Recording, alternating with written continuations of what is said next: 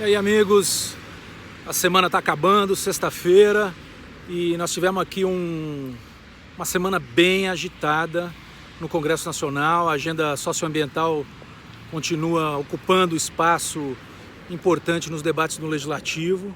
Então, o que eu quero destacar essa semana, nós tivemos aí a primeira audiência pública da MP 910, medida provisória 910, que trata da regularização fundiária, que a gente está chamando da MP da grilagem, porque infelizmente no formato em que ela está, ela incentiva mais grilagem, premia com título de terra para quem desmatou ilegalmente, inclusive até recentemente, 2018.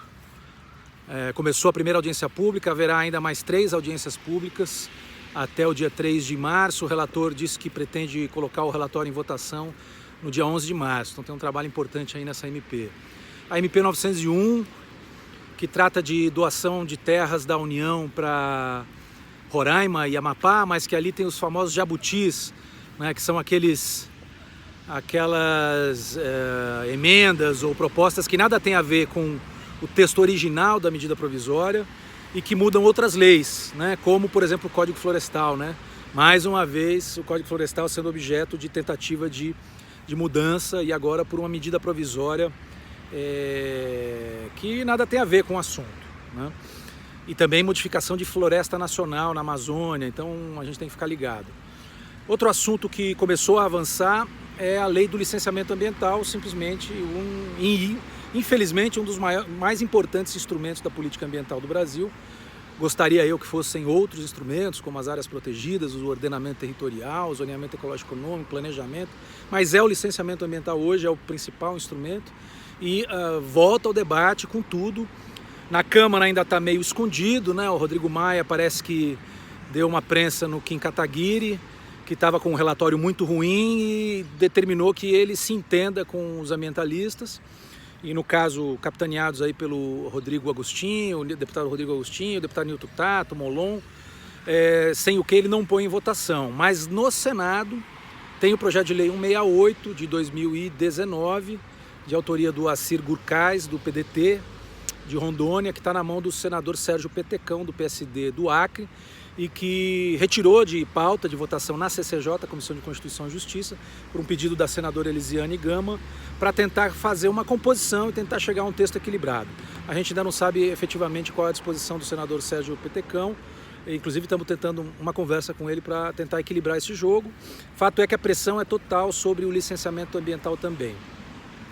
Teve uma discussão, uma conversa com o senador Contarato sobre a lei de pagamento por serviços ambientais, que foi aprovada na Câmara e agora está com ele na Comissão de Meio Ambiente do Senado. Haverá algumas audiências públicas e ele está com disposição de aprimorar o texto. A ideia de aprovar o texto da Câmara sem nenhuma modificação parece que está superada, porque de fato há necessidade de aprimoramento do texto, né? Do ponto de vista do Legislativo, essas são as principais matérias, né? Mas teve também nessa semana, né, que passou aí o decreto que criou o Conselho da Amazônia. Eu tenho a dizer que eu acho melhor esse assunto da Amazônia na mão hoje do Exército do que do Ministério do Meio Ambiente, infelizmente, né? Mas o decreto é um decreto bastante fechado, os estados não participam, não tem participação dos municípios, não tem participação do setor privado, não tem participação das organizações não governamentais, da sociedade civil. É um conselhão de governo, não fala nada do plano de prevenção e combate ao desmatamento da Amazônia, que é o PPCDAM, que está praticamente enterrado, né? Um decreto aparentemente burocrático. Vamos esperar para ver o que vem aí, depois eu vou fazer uma análise mais detalhada desse decreto. E destaco também a exclusão das organizações da sociedade civil do Fundo Nacional de Meio Ambiente, do Conselho do Fundo Nacional de Meio Ambiente. Recurso público para investir em ações de interesse público voltados para a sustentabilidade, em que as organizações da sociedade civil tinham um papel importante na definição dessas diretrizes. O ministro do Meio Ambiente, com o seu perfil autoritário e simplesmente resolveu pôr em prática aquilo que ele já vem falando há muito tempo, que é excluir a sociedade civil de tudo quanto é espaço decisório ou limitar significativamente a participação. Bom, esses são os informes desta semana. Hoje dia 14 de fevereiro, a próxima semana aí de 16, 17, né? até 21 promete bastante debate. Nós teremos aí o lançamento do ano de trabalho da Frente Parlamentar Ambientalista no dia 18, no Auditório Nereu Ramos, na Câmara dos Deputados. Estejam todos convidados. Importante a presença de todos lá, prestigiando. Haverá palestrantes para tratar do tema do licenciamento ambiental.